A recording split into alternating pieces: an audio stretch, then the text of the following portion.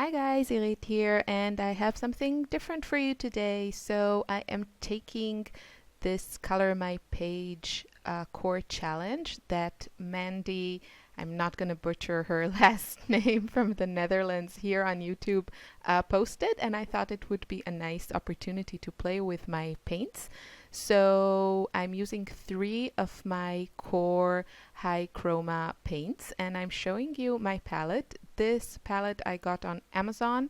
It costs, I think, €3.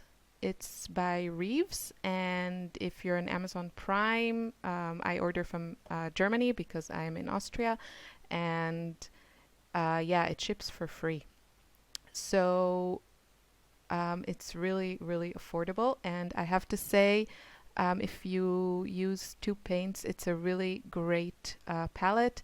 You can see I didn't have to, I don't know, scrub it or do any kind of preparation. The color doesn't bead up, and it's really great for, mixing colors. You can see how the color lies there. It's really, really nice. So this challenge is to create something with only three watercolors from this set, but obviously you can use anything similar you have in your stash. And these are the transparent orange, I think it's called, the quinacridone magenta, and cobalt teal. And yeah, I just took this. I'm working on kind of a weird size here. I will also do a blog post, and you can see all the photos of everything and all the details about the color I'm using, the paper, and all of that on the blog post. So don't worry if you missed it. Just follow the link in the description box. um, so, yeah, I didn't really plan anything. I just decided to play. I did a really simple, quick sketch of these weird looking trees and started playing. Um, there isn't a lot of realism here, just playtime. So, the thing with the core paints is that they only come in tubes, and I think 11 milliliter tubes, which is, most brands come in either 5 milliliter, and then the big tubes are 15 milliliter, obviously. We're talking volume here. So, so these come in 11 milliliter tubes, and they are really pricey. Having said that, they do offer these sets. So I have two of the sets, the high chroma set and the earth tones, and I have to say the high chroma set is fantastic. It really depends on what colors you like to use, but for me, I love bright colors, so I'm really enjoying this set. And then there's also the introductory set that I think has more the traditional yellow, red, blue paint, which I put on my Amazon wish list. So hopefully for Christmas, someone will pick that up. I have absolutely no need for more watercolors. It has become somewhat of an obsession. But what I love about these is how they behave, and they layer beautifully. I use a lot of layers in my watercolor. I do a lot of glazes, and I add a lot of layers. And for example, the brand that I haven't had much luck with is the Mission Gold. They are super bright, and I think for some things would work beautifully, but for my style, yeah, I'm not loving them. But this is not about Mission Gold. This is about the core paints, and they are just lovely to work with. So besides their beautiful layering capacities, they also flow beautifully. So if you like color that flows, and if you like getting those unexpected effects on your watercolor creations, then I really recommend picking up one of these sets because they are just a lot of fun to play with. So this challenge is Mandy's challenge. She has a YouTube channel with lots of lovely videos and great watercolor reviews. I suspect she's also a bit of an addict because well, from what I've seen, she has lots of watercolors, and I gotta respect that because I am the same.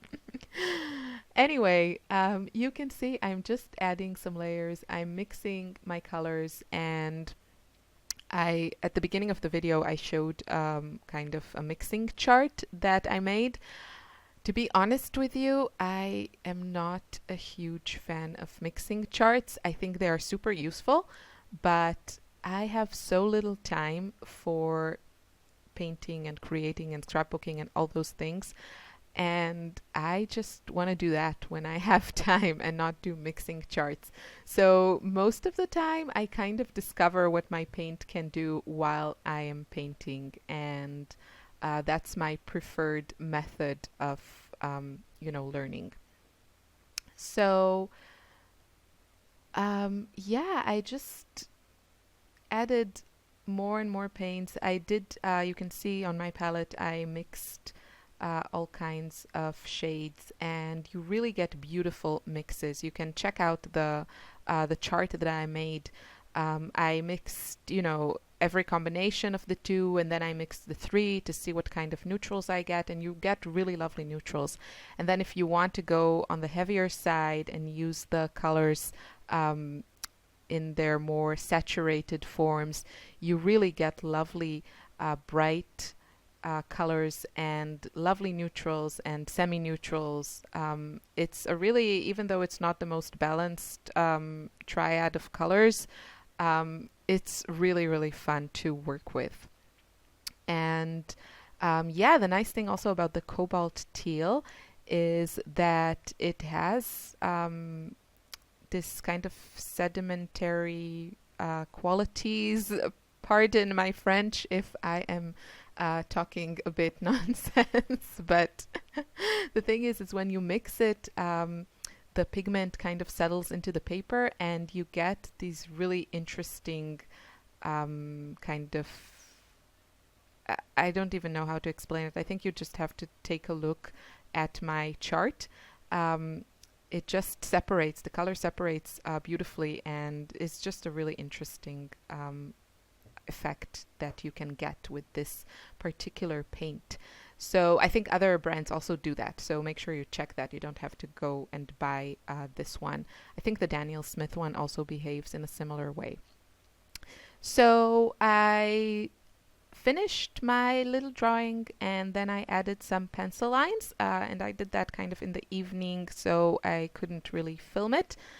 And now I am adding some details with my white gel pen. This is a Uniball Signo broad pen, and I have to say I feel very inspired by Danielle Donaldson and her style and a lot of the techniques she uses. So I definitely want to mention that influence. And yeah, this was a lot of fun to make. I think I will follow Mandy's next challenge. I think her first one was with the Mission Gold paints. I might try that. I don't know. I have played with them a little bit, and as I said, for my style of drawing, yeah, they're a bit challenging, but I might give it another go because this is all about challenge, right? And Andy's next Color My Page challenge is with Daniel Smith paints, which surprisingly I also have. So yeah, every paint has its thing. What I love about the Qor paints is how they re-wet. These are two paints, and they dry on my palette, but they, between drawings, but they re-wet so easily. I think nicer than the Daniel Smith ones, similar to the Sennelier ones, and yeah, and they flow beautifully. So I yeah, I gotta say, I'm really enjoying them. I wish they would lower the price for their big tubes because I don't see myself getting those unless, you know, I get a crush on some unique color. But I think I'll have to pass because of the price, but the sets are good value. So this is my finished piece. Super fan. You can see all these gorgeous layers and how beautiful these colors are. I hope you enjoyed this video. It's something different, I know, for my scrappy viewers. So yeah, what can I say? I am trying new stuff. Thanks for watching. Bye.